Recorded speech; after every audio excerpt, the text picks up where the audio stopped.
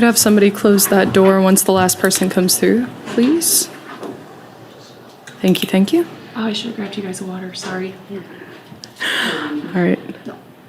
All right, welcome back to the press conference room. We are joined by the victorious Bulldogs. We're going to go ahead and start with an opening statement from head coach Allison Pullman. Awesome. I love that you said victorious because that sure was a game. And I think if you are a fan from the state of Iowa, hopefully you're leaving a Drake Bulldog and a UNI Panther fan because I thought that you saw two unbelievable squads just battle it out. But there's two obviously key players up here, but we got a whole locker room full of them. And I thought a lot of people stepped up, made big plays, had their moment, I guess, for us to figure out a way to get to victory today. Okay, how did you guys just kind of regroup going into overtime? Yeah, I think not just this game, but every game this season, it's been a key point for us is that we're never backing down, and I think we just put the foot on the gas and keep going. Our team really has guts, and every game that we get down in, every game that we kind of falter, I mean, it's a game of runs, so you're never going to be leading the whole game. So I think we just always know that we're going to come back and give 100% effort every time we step across the line, and I think that has been a really key point to our success this season. Even though you guys, were in control of things all the way into the fourth, how much did you kind of feel like it was going to find a way to be tight at the end and close at the end? Yeah, I mean, I had no doubt that we'd come out on top. Again, I think that's something that has been our mindset the whole season. I think that's what's so special about our team. So, yeah, it got close. Again, it's a game of runs, and that happens. But we ultimately came out on top. Allison, this is a team that's obviously been in this spot a lot and has a lot of players who have been through this. How much did you feel that made a difference in a game that, went back and forth there in winning time? Yeah, it's amazing that you said that because clearly once Taylor came out, when she got her fifth foul, there was no question that Ava Hawthorne wasn't going to come in. And I think what was great, what you see when you talk about experience, what you got to see is Ava's 2 years of experience that she's already played here in Hoops in the Heartland really shined through. Came up with a big play, had a big assist, and so just rose to the occasion. You listen to starting lineups and everybody lists off the hometown and it sounds like a state tournament field.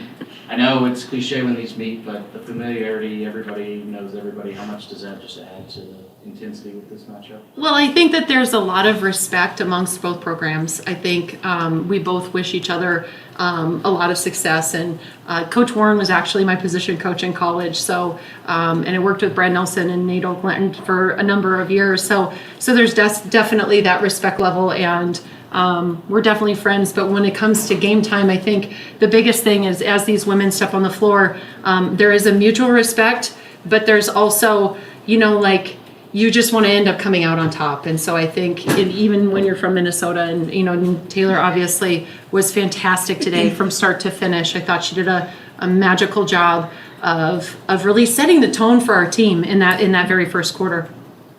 Taylor, what did you kind of see was big resetting going into overtime? I mean, we kind of had been in the position before earlier in the season. We went to overtime, double overtime in a non-conference game. We didn't get the result we wanted, and I think being the stakes so high this time around, we knew we're not going 0-2 in overtime games, so being able to come out and throw the first punch and really stick with it is kind of what carried us through the last 5 minutes there. Talk about offensive rebounding, huge key today. Yeah. Huge key, and I thought we set the tone very early. I do think we adjusted to how to the officiating because we did get a couple early foul calls on the offensive rebounds, which was fine. We needed to adjust, but instead of then send two powerful rebounders, we went ahead and added a couple more to be able to go ahead and crash the glass. And I'm kind of looking here. I know Ava Hawthorne was in there nice, fast, and quick, and she ended up, she pulled down two at very, very key moments. Grace, Courtney, they did a great job of lingering around. And so it is a key to our success. I would call us a good rebounding team. I think it's something that we do extremely, extremely well. We get our nose on the ball, and it was no different today. Well, taking advantage of those too, because I think you had a 20-point. 25 actually. 25. Yes, 25 second chance points. Yes.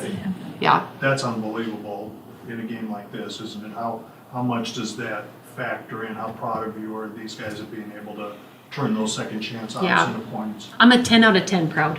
Yeah, 100% as far as us being able to understand that game plan, understand it is like a strength of ours. And when it is a strength of yours, that's what you've got to lean into. That's what you've got to know in times when the stakes feel a little bit higher. And so, yes, extremely proud of our team to be able to do that. And off of those offensive rebounds, it's not necessarily offensive rebound putback. It's offensive rebound to extra pass to extra pass to extra pass, kick back three, or right back into the paint. So I think we've done a really nice job of understanding and really taking advantage once we are able to get those second chance opportunities. Yeah, you got it going right away in the first quarter. Was that just you playing within the flow of the offense, or was that something you kind of set out to do today?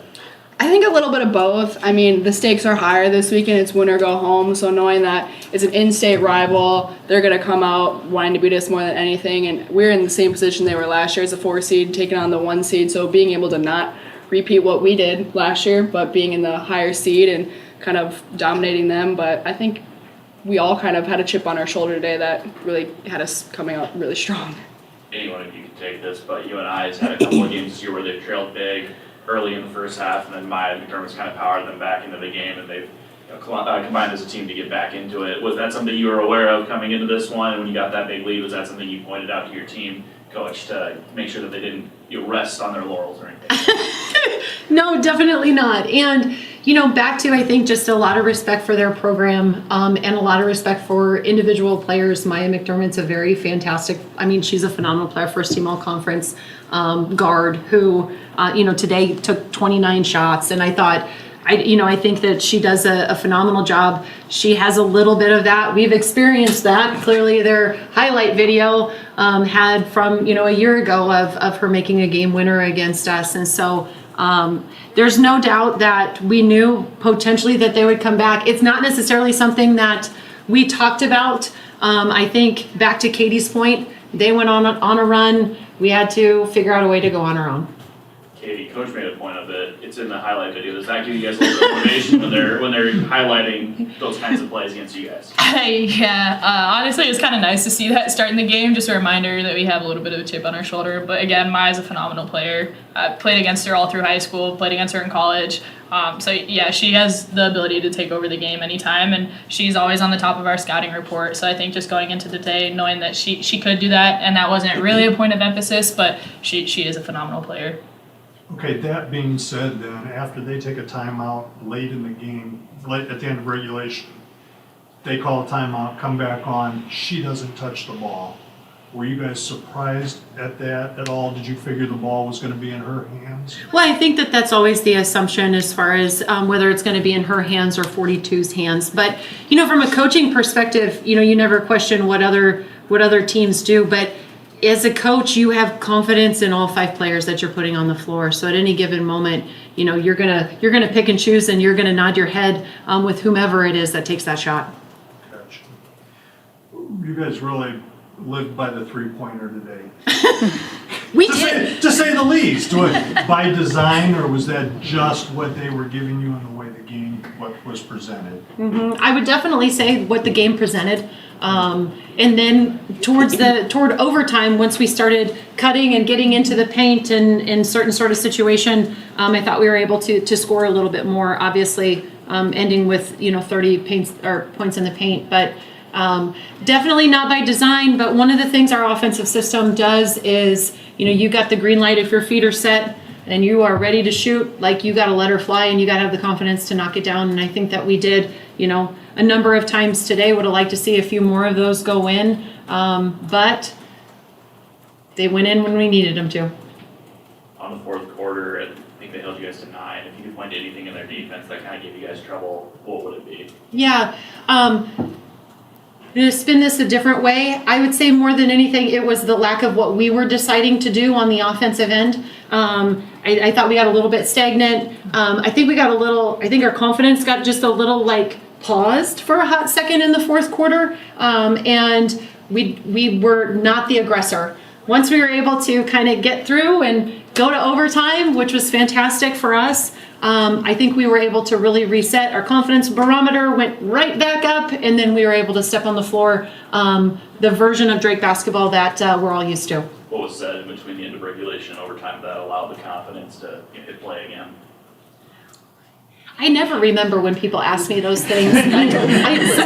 Sometimes it's really inspiring, and other times it might just be, hey, Captain Obvious, this is what we've got to do. But I think probably just a reminder of the fact that 5 more minutes. We have a great opportunity.